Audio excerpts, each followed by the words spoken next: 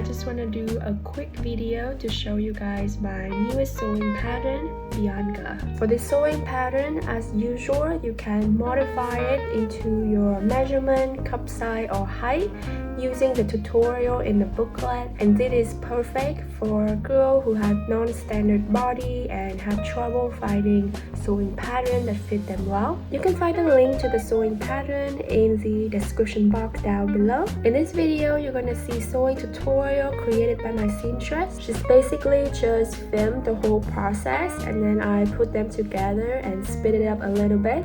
If it's too fast for you, you can always slow it down using the speed feature on YouTube. For detailed written instruction and specific measurement, all of that I have written down in a PDF, which you can download for free in the link in the description box.